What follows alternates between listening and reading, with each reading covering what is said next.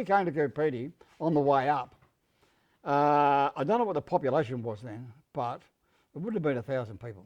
Yeah. And I don't know what it was. But it was blowing a gale, dust, you couldn't see your hand in front of your face. It was all buildings, tin buildings, and there was these rough-looking blokes walking around. Yeah. And it didn't look very inviting. So we went into what's then called Traeger's store. And we bought a loaf of bread and filled the car up. We had a Volkswagen Beetle, by the way. And we filled the car up with Did fuel. you really? Yeah. And we said, let's get out of this joint.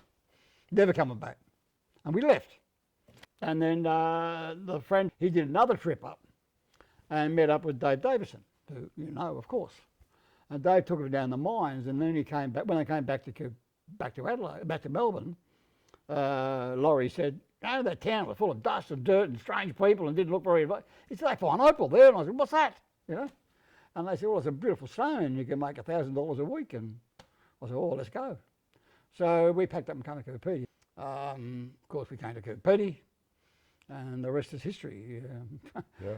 We built a dugout instead of a house. But and you weren't going, the moment you seen the countryside in Alice Springs, you weren't going back to Melbourne? No. Yeah.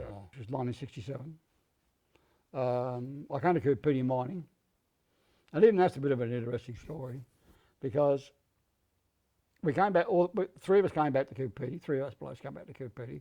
And we lived on a tent on an open field called Perfettos. But of course, in those days we had no money, so we're living on kangaroos and rabbits, and there were three blokes living in a tent. We couldn't afford to buy meat. We bought a bit of potatoes, onions, and we had a couple of wooden crates full of eggs that were done in egg keep, what they call egg keep. You rub the eggs and it stopped them going off, you know. They weren't too good after a couple of months, but you know, we still had them. I mined for years. I loved going mining. Every day I was going to hit the big one. It was like and you know what we're talking about. I mean, unless you've been on the open fields and you're going to put a hole down, you know. I remember going to work one day and I said, well, today's the day. We had a Coober drill. By now, we've bought a Coober drill, all right? And I love that. I love drilling. It was just every day you got to land on it. Every day you got to hit the big Maluka, you know. Wow, you know. And we're going to work one day, and I'm, as you know, I'm very optimistic. You know, I'm a very optimistic person. I look at the positive things in life, not the negative. You know, the negative's only to learn. The positive things makes you laugh. You know. Anyway, we're going to work one day, and I said to Laurie, "Wow, today we're going to land on it, Laurie." And he said, "Yeah, I'm sick of this. Every day we drive out there, and every day you say we're going to land on it, and then we never do." And Dad was like, pull up the car, turned around, and went home. He said, "What are you doing?" I said, "I'm going home." She said, "What for?" I said, "Well, if we're not going to land on today, I'm not going to go to work and work my guts out. I might as well go home and sit down and spend some time with the kids." Yeah. "Oh," he said, "you silly bastard. Let's go to work." "Oh, we'll go to work." So we went to work. But that was my attitude. But anyway, eventually, to cut a long story short, we mined for a long time. We're doing very well, making good dough. We weren't hit. I never hit a big one. I never, ever hit a big hit. But we were making very good money. But mining, the moment you do mining and you get some opal out of the world, then you never forget it. No. Never goes out of your system. I can still see the same. I can still see the first opal I dug out. Yeah. Still there. I can see every pocket I dug out. Yeah. It's something you never forget, do you? Yeah, the Mine Rescue Squad was a very important, integral part of Pedy. It started off, I went about the late 60s when a miner fell down the shaft, and no one knew what to do, so they lowered a nurse down the shaft to fix him up. And they got him out as best they could and left the nurse down the shaft. And then they went down and got her out, which, you know, is, when I think about it, is horrific, you know.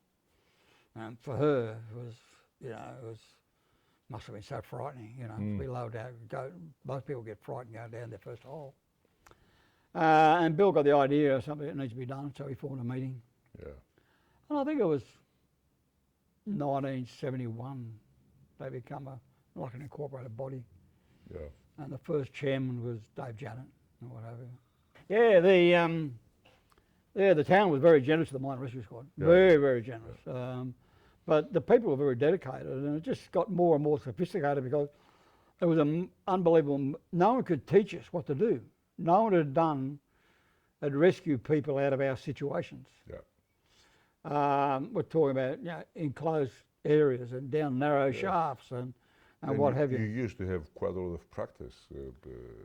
Yeah, we practice every fortnight without fail. Yeah.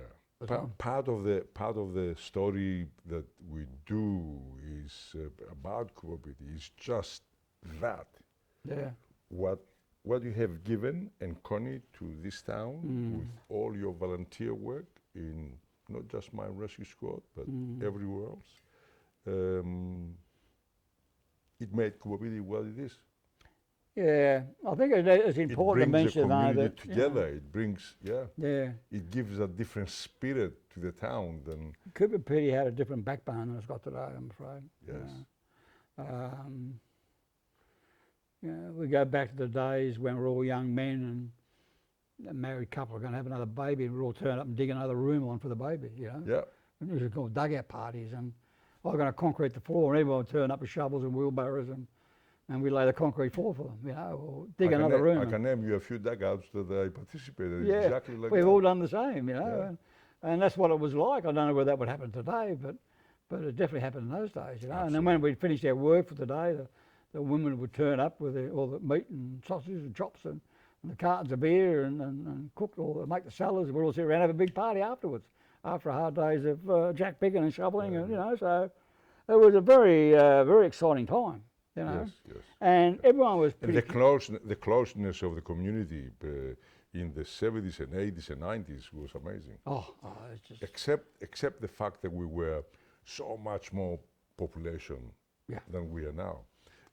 And of course we were much younger as well, but we used to get together so often, and it was a spirit in the town. It was alive. But when I came to Coober Pedy, it was like all these different nationalities. And they'd talk to you in English, and you were like, I always use a phrase that, one of the things I still love about Coober Pedy is you're walking through the supermarket, and they're all sitting around having coffee, or they're in the aisle talking their own language, whether it be Greek or Yugoslav or Hungarian or whatever, and you walk up and say, "G'day, Rowe, how you going?" Yeah. And they talk to you in English, and then as you walk off, you have a bit of a yak with them. As you walk off, they go back in their own language. And I love that. I love that, because it just shows that, what's the old saying in the song, we're one. But now, we're all in our late 70s and pushing 80, and some are 80 and that sort of stuff. You walk in a shop like, "G'day, how you going?" Like, that cracks me up, because it's like, hey, we're still here, like we're still above ground, you know. Oh, I love it, I love it. I really do love the human nature of Coober Pedy, the friendship, and, you know, how they pull together, you know. I mean, so the Mine Rescue Squad became a very strong bond. Yes, yes.